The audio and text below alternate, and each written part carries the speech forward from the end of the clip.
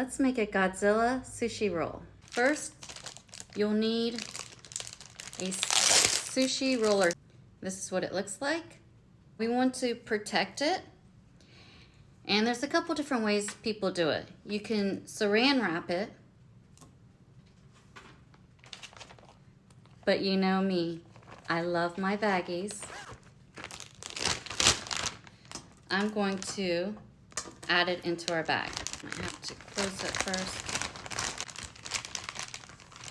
See? Easy. Next, I found these at the Asian market, and I'm going to go put this in the deep fryer for a couple of minutes. And I'm just adding them to the deep fryer at 350 degrees. And these are done for me. All right, they're nice and done. Now for the rice, I have 2 cups of cooked rice. Just use Japanese rice or sushi rice, and I did mine in the rice cooker. And I washed it really well. You need to wash it a few times, but you can also use your rice water for other things, like for your skin and hair. Now we need to season it with a tablespoon of rice vinegar, a tablespoon of sugar, and half a teaspoon of salt. Give the rice a good mix. I have imitation crab meat. I got this also from the Asian market. And you know the great thing about sushi? You can make it however you like.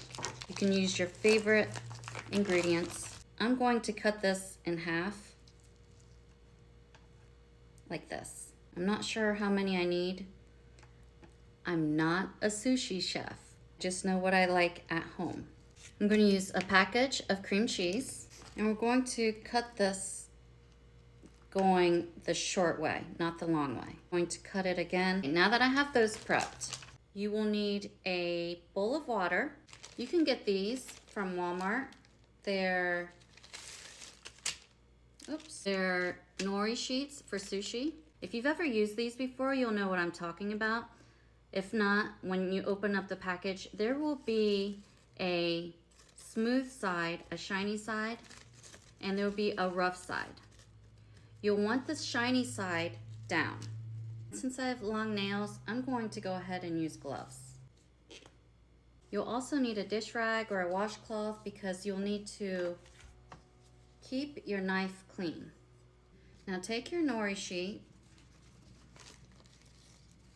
and we're going to cut it in half. Lay it down the smooth side. We're going to take about a pool ball size of rice. Let me mold it for you. See? Make sure to keep your hands moist with water. We're just going to flatten it out, and then we're going to take it and push it all the way out. And same with the bottom. Push it down to the bottom. Just spread it out in the middle.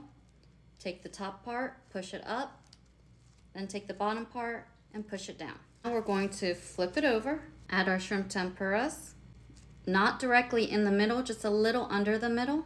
Take our cream cheese. Now we're going to roll it. Take the bottom of your roller. You kind of need to hold onto the ingredients at the end and you just roll it, but you kind of want to like tuck it under. You just keep pulling on this end and just squeeze.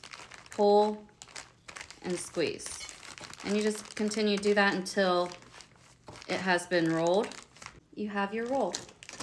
I took our halved crab meat, imitation crab, and I laid it flat, the size of our sushi, and I'm going to lay that right in the middle like that. I want the red on the bottom side, so when we roll it, it'll be on top. Just roll it like you did for the sushi, but right when it gets to the top, you kind of want to press down onto it. And it also helps, and you pull it from the bottom.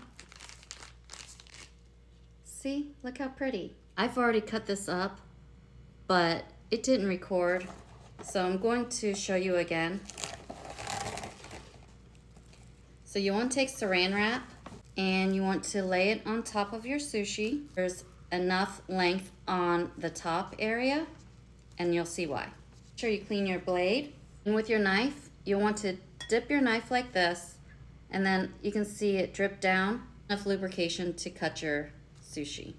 And you'll want to start in the middle, cut it in the middle, and then cut it in the middle again. And you get the picture. Cut it until you get your 8 slices. Take your sushi roller and form it again. And then this is the reason why you want to have enough saran wrap so that you're able to just take it off easy like that. Remember yesterday we made spicy mayo. Drizzle some spicy mayo.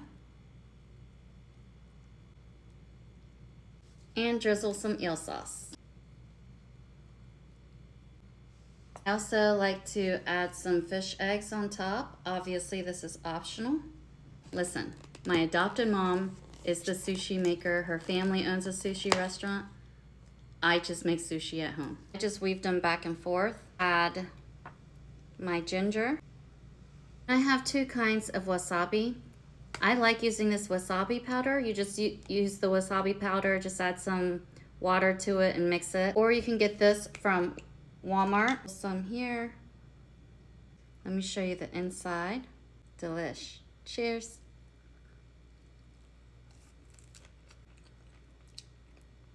I love ginger. And enjoy. I honestly could have made my eel sauce a little thicker. I was afraid to make it too thick because I was refrigerating it. But next time I'll add a little bit more cornstarch.